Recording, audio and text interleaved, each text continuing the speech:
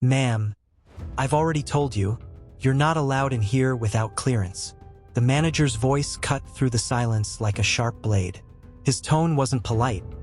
It was laced with that smug authority some people wear like a badge. He stood tall, blocking the entrance with crossed arms, his tailored suit perfectly pressed. Behind him, the front desk receptionist awkwardly avoided eye contact. The woman he was addressing, tall, poised, dressed in a simple but elegant navy suit, held her ID badge up one more time. She wasn't flustered, at least not outwardly. Her dark brown skin glistened from the rain outside, her hair perfectly styled in a sleek bun. Her voice was calm but firm. "I'm telling you, I work here. I'm here for a scheduled audit." The manager scoffed. "Right, you work here, and I'm the CEO." He stepped closer, his eyes narrowing. "Look, sweetheart, you can try the temp agency down the street, but I'm not letting you in this building. Now step aside. I have a business to run." A security guard shifted awkwardly nearby but said nothing.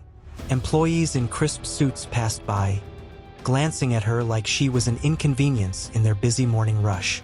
The woman's fingers tightened on her bag strap. She said nothing, only looked him dead in the eye. If only he knew. If only he knew she wasn't some random visitor, but the lead auditor from corporate headquarters, the very person sent to evaluate his department. He had no idea his career was about to implode. This story isn't just about workplace bias or arrogance. It's about power, perception, and the dangerous assumptions people make. It's a reminder that the way you treat someone, especially when you think no one is watching, can define your future. Meet Danielle Harris. At 33 years old, she was one of the youngest senior auditors at Ellis & Stratton Holdings, a Fortune 500 company with over 40,000 employees worldwide. Danielle was known for her sharp mind, meticulous attention to detail, and a calm demeanor that disarmed even the most intimidating executives.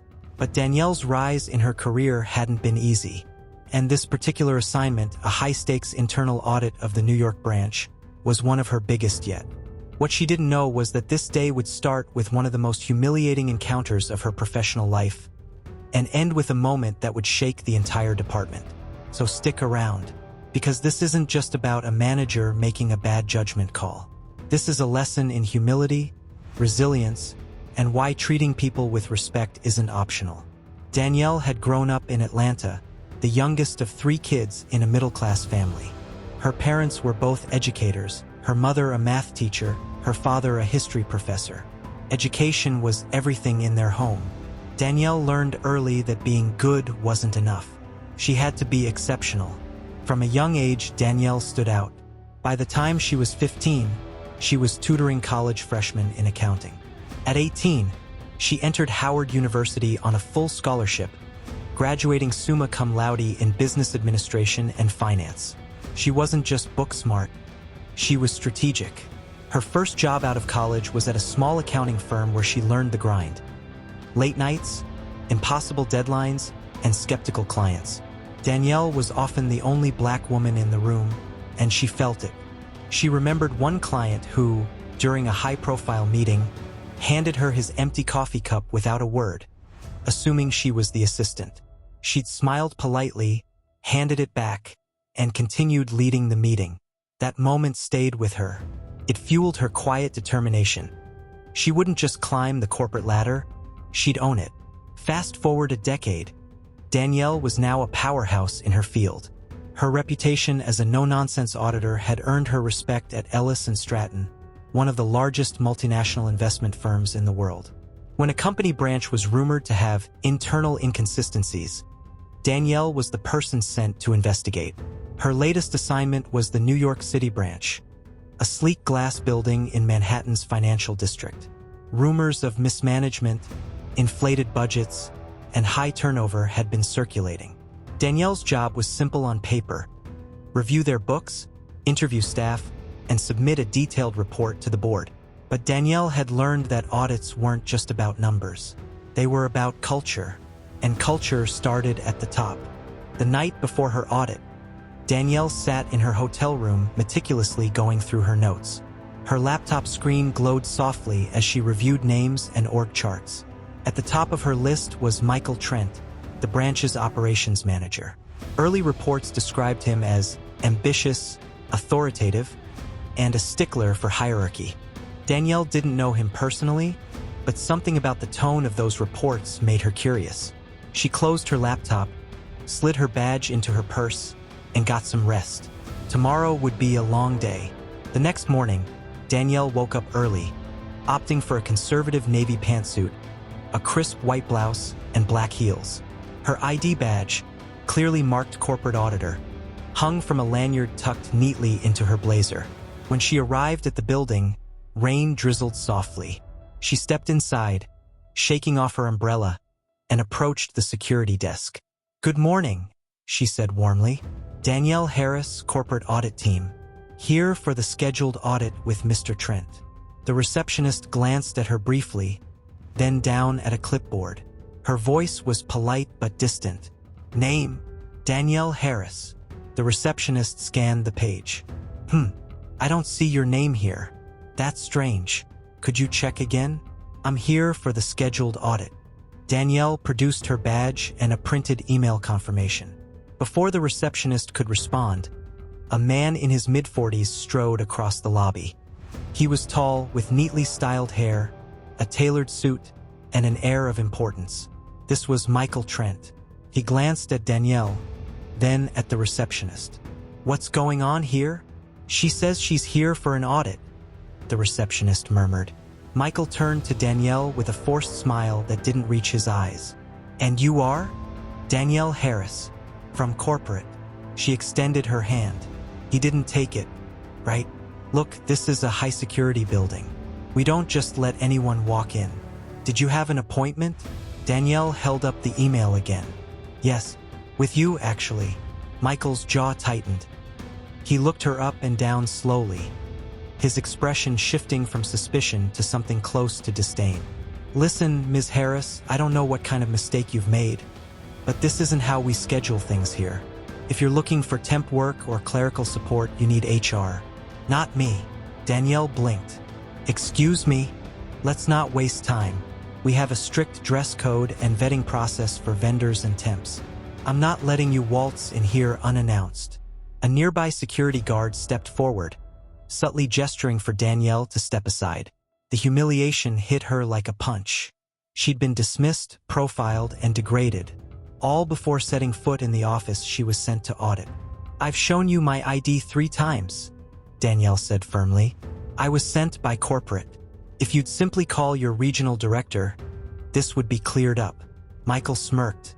"I don't take calls from strangers claiming to be corporate. Now, please, I'm busy." By now, employees had gathered nearby, watching the scene unfold. Danielle's face burned with embarrassment, but she kept her composure. She turned and walked out, but not because she was giving up, because she knew exactly how to handle this. Danielle stepped outside, dialed a number, and spoke in a calm but icy tone.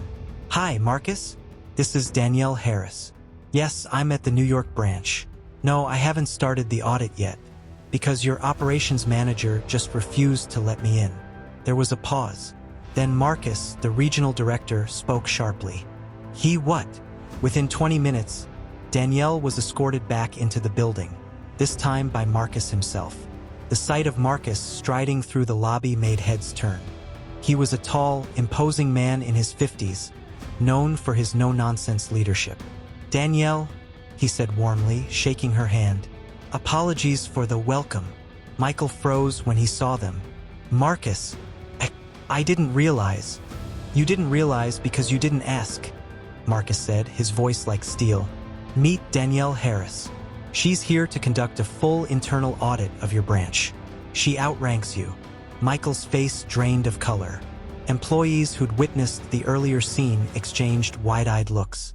Danielle smiled politely. "Shall we get started?" Michael swallowed hard. Of course. For the next several days, Danielle worked tirelessly. She interviewed staff, reviewed financial records, and observed operations. Employees, many of whom had felt unheard under Michael's leadership, opened up to her. She discovered a pattern. Michael had been running the branch like his personal kingdom. Favoritism, inflated expenses, and mistreatment of junior employees were rampant. The numbers backed it up. Danielle documented everything. Michael, now acutely aware of who she was, tried desperately to salvage his reputation. He brought her coffee, offered her his office, even apologized profusely. But Danielle wasn't there for apologies.